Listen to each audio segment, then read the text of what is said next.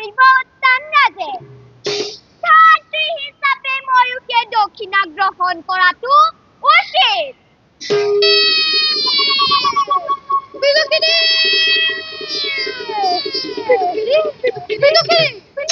মই তোমাক বাৰে বাৰে সৰুৰাণী কাষলৈ যোৱাত বাধা দিয়া সত্ত্বেও তুমি মোৰ বাধা খতম কৰি বাৰে বাৰে সৰুৰাণী কাষত উপস্থিত হোৱাগে আজি মোৰ শেষ বাধা আৰু তুমি সৰুৰাণী কাষলৈ যাব নোৱাৰা বিদুৰখিনি তুমি বাধ্য পালনত কিয় ইমান অৱহেলা কৰিছা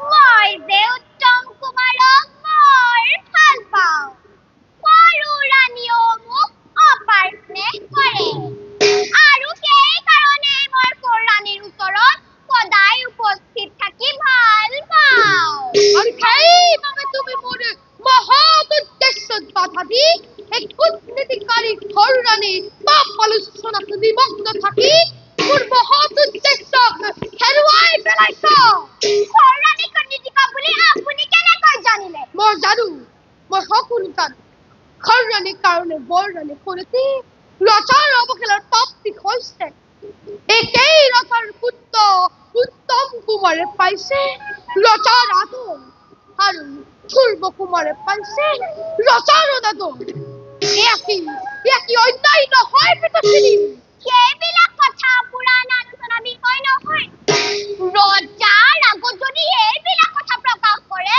নিশ্চয় আপোনাক দুখী সাব্যস্ত কৰিব আৰু তেতিয়া আপুনি কি কৰিব আৰু সেইবাবে এই দিনলে ভয় নকৰে বৰৰাণী আৰু বাছা ধ্ৰুৱ কুমাৰক সৰুৰাণীয়ে যিমান অত্যাচাৰ নকৰে জগতখনে তেওঁলোকক নিশ্চয় ৰক্ষা কৰিব বিদুষিনী আজি মোৰ শেষ বাধা আৰু তুমি সৰুৰাণী কাষলৈ যাব নোৱাৰা তেন্তে দেখোঁ বাৰু আপুনি বৰৰাণীৰ পক্ষত আৰু মই সৰুৰাণীৰ পক্ষত কাৰ পক্ষত কিমান উজ্জ্বল হয় এই পিঠাচিনী নুবুজি তই মোৰ মহৎ উদ্দেশ্যৰ কথা আজি তোক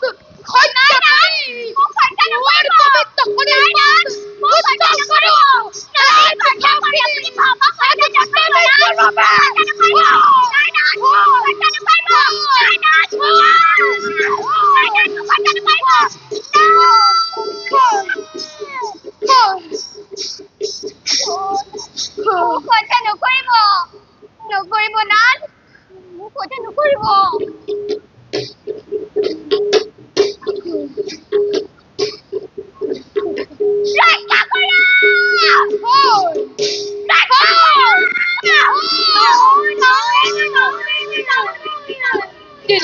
দীনদয়াল পবিত্ৰ হৰিভক্ত হৈ চাণ্ডালৰ কামত কিয় আগবাঢ়িছা হৰিভক্তৰ ইমান ক্ৰোধ অনুচিত দীনদয়াল ক্ৰোধ সম্বৰণ কৰা মোক বাধা নিদিবতে মূৰ্খী এই পাপীনিয়ে খতনাথকৰ মূল আজি এক হত্যা কৰি মোৰ পবিত্ৰ হৰিৰ পথ উজ্জ্বল কৰ দীনদয়াল হৰিনাম গাই তুমি পুণ্য সঞ্চয় কৰিছা তাৰ ফলত এদিন বৈকুণ্ঠত স্থান পাবা কিন্তু বিদুষিনীক হত্যা কৰিলে তুমি নৰকতহে স্থান পাবা গতিকে আমি তোমাক নৰকগামী হ'বলৈ এৰি দিব নোৱাৰো মোৰ কথা ৰাখি এইবাৰলৈ বিদুষিনীক ক্ষমা কৰা দেৱতী আপোনাৰ আদেশত তিৰুপত কৰি আজিলৈ বিদুষিনীক ক্ষমা কৰিলো কিন্তু ভৱিষ্যত যদি এনে কাম কৰে কেতিয়াও ক্ষমা নকৰিম মই এতিয়া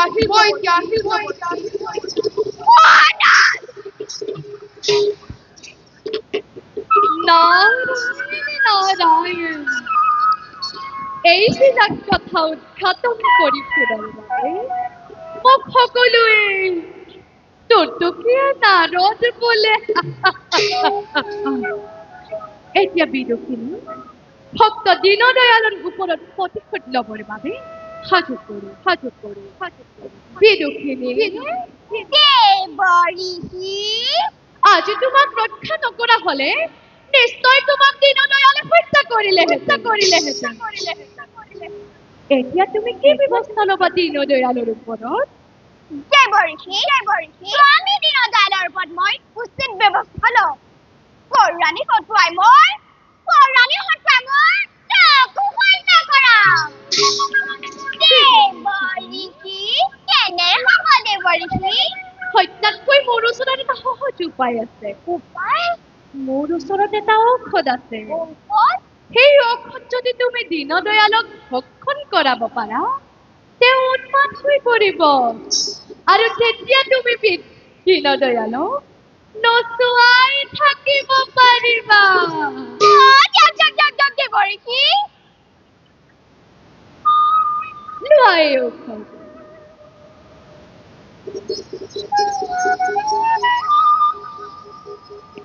এই ঔষধ মই দীনদয়ালক নিশ্চয় ভক্ষণ কৰাম। এতিয়া যাওঁ পৌৰাণীৰ লগত এই বিষয়ে আলোচনা কৰোঁগৈ। যোৱা বিদুষিনী, আমিও অন্য স্থানে গমন কৰোঁ।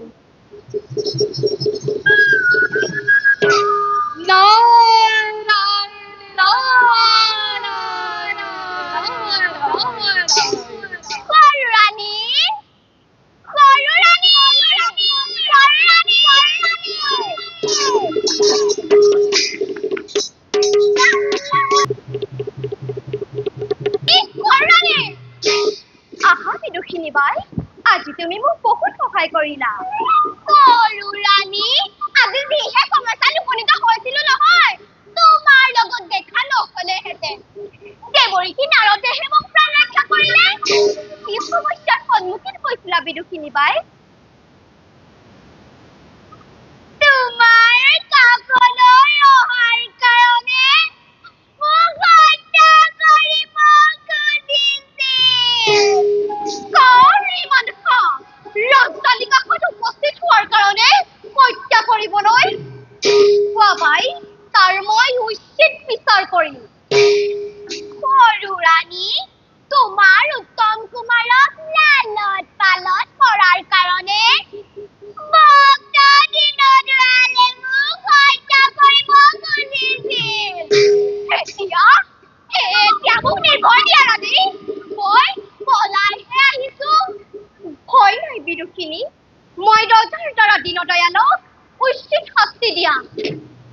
যোৱা তুমি এতিয়া অন্তেপুৰলৈ, আৰু ময়ো যাওঁ ৰাজ্যৰ বাসীৰ পৰা এটা উপায় চিন্তা কৰোগৈ।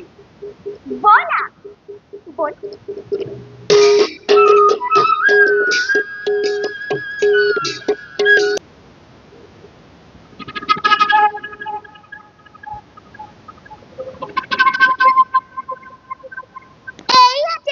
দিয়া ঔষধ লৈ আহিছো। আজি ভক্ত দীনদয়ালক নিশ্চয় ভক্ষণ কৰা।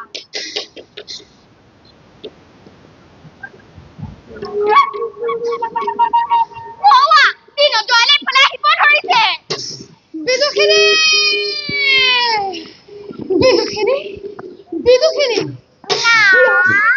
কণ্ঠ মোৰ শুকাই গৈছে। যোৱা, পানী আনি দিয়াগৈ। নাদ।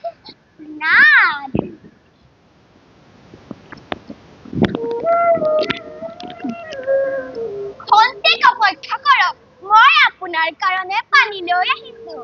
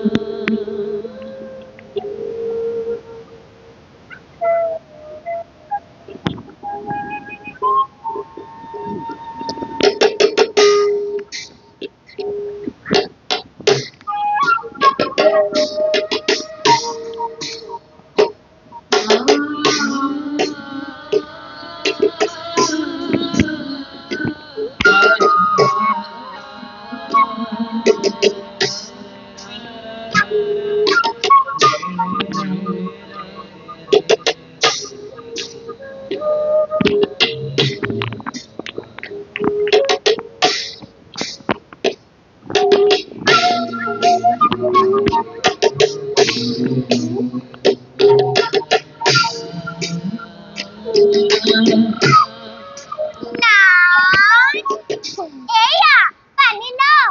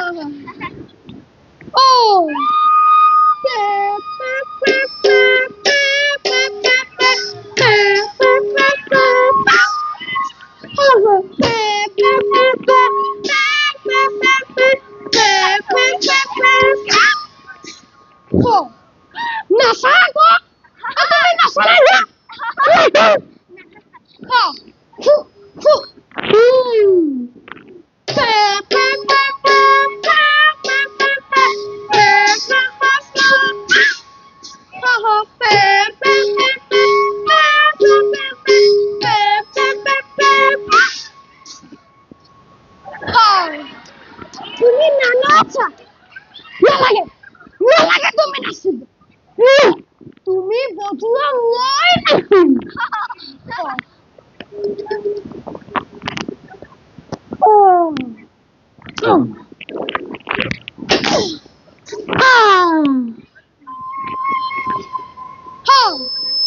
বজোৱা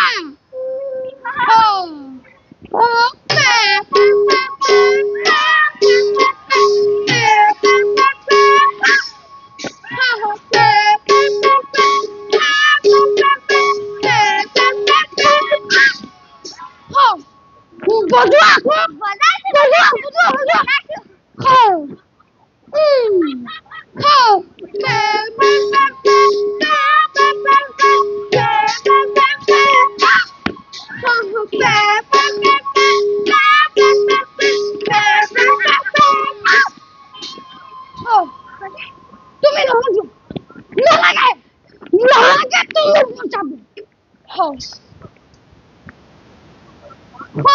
কৃষ্ণ ৰবা ৰবা কৃষ্ণ ময়ো তোমাৰ লগতে বাঢ়িব যাম ৰবা ৰবা কৃষ্ণ ময়ো তোমাৰ লগতে যাম